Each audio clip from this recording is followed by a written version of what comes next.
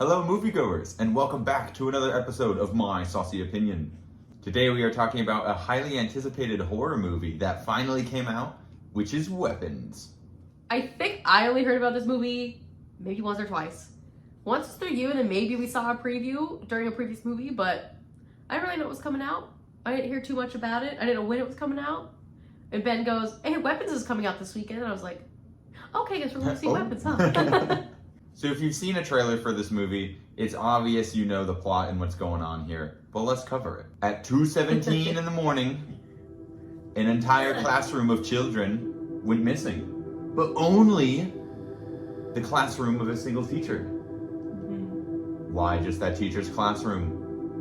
Where did the children go? And why were they running off into the night? Yeah, so this movie has a really fun premise to it.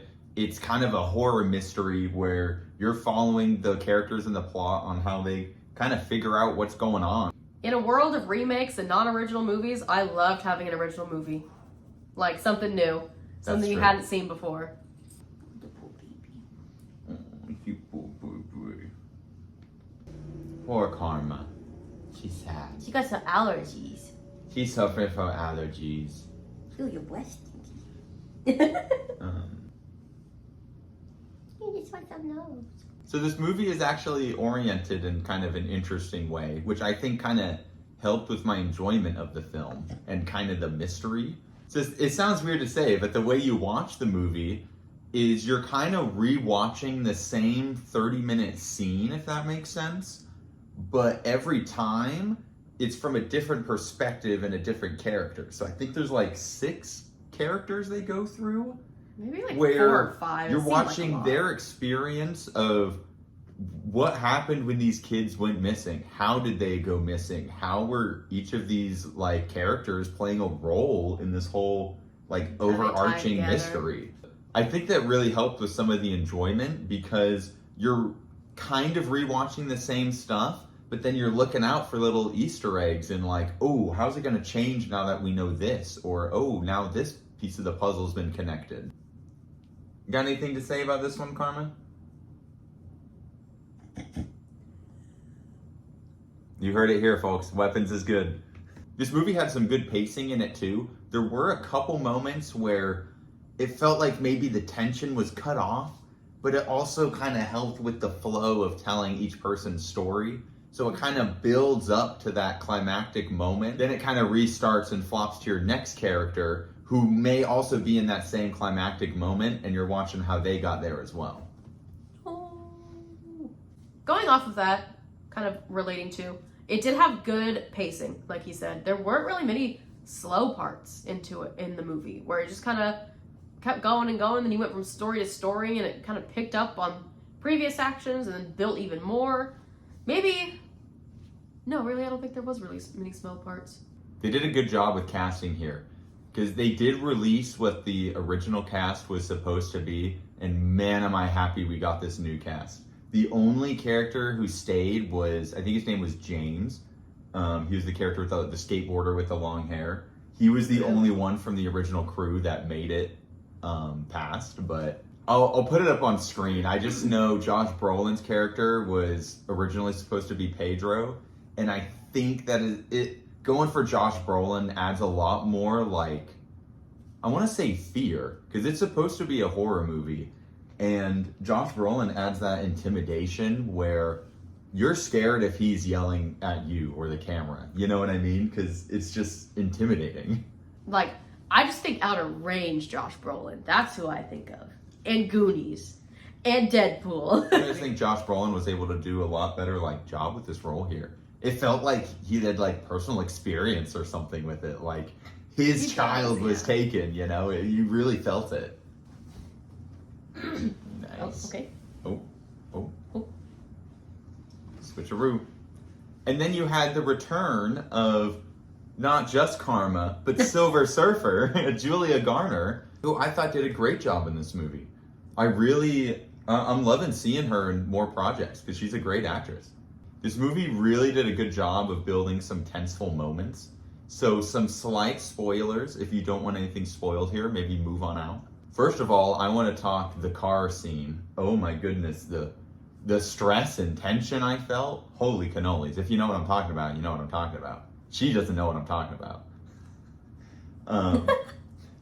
So you have Julia Garner's character staked outside of Alex's house, and you have, I think it was Alex's mom, comes out of the front door and fucking like waddles down to her car, notices she's asleep in the car, and decides to get in the car in the back seat. And oh man, I was just sitting there in the theater like, like that's a huge no for me, dog. Like, oh my gosh. And so there's a couple other moments where it followed that same kind of like feel where you yourself were going, oh hell no. Same like when the guy next to us was doing it. Now that you mention it, he was like, oh hell no, or something a couple times. It's the same thing with them stepping over the salt line, where you yourself are like, I mean, they're not going to, right? Maybe don't do, oh shit, he did it. They're going like, oh my god. Yeah, so I think the director did a great job of making you feel the panic the characters are feeling, like you're in that exact same situation, which I think is where you get your scary elements of this movie, because it's a very grounded film. It's not super spiritual or supernatural. You have your couple elements, but it's not like you're dealing with demons and ghosts here. Like, it's a very grounded kind of horror film. That's what I was gonna say, is like, it almost seems like something that could really happen. These are in all life. like situations that you could find yourself in. Don't try this at home, kids. Now it's time for my saucy opinion. I think we're in agreement on this one here, and we'll explain kind of our thoughts of why we're thinking this, but we're gonna put this one at spicy here. It's tough. We really want to put this movie at extreme, but there was just a couple things that we didn't jive with in the movie. I guess I'll start with my biggest one. My main thing I didn't like in the movie, which I didn't hate on it because it played well with the film. I don't like when horror movies get ultra comedic, and I think this movie unfortunately fell into that too many times, where I was feeling the tension and feeling scared myself, but then suddenly there's comedy and some joke bits, and now all of a sudden I'm not scared. The ending was like the worst for me, and it like ruined it because of the comedic aspect, where it was kind of building. I'm like, whoa, how's this gonna end? And then you're kind of like, huh? What? But throughout, I think they had a couple jokes that were okay, because I think it helps develop the character, but like, that ending, I don't know. I was not vibing. I just think they needed to remove the comedic part of it, because I think story-wise, the ending was perfect. And again, I guess spoilers. But having everyone the witch had been sending on other people as weapons being turned back on her, and they kill her for her own deeds kind of thing, that's a perfect way to play the story. I just think they needed to do it with horror tones and not comedic tones. It just, I don't know. There's nothing scary about watching a classroom of kids chase after an old lady struggling to hop fences, and it was funny. I mean, I was laughing and chuckling, but I don't think it fit well with the rest of the movie, if that makes sense.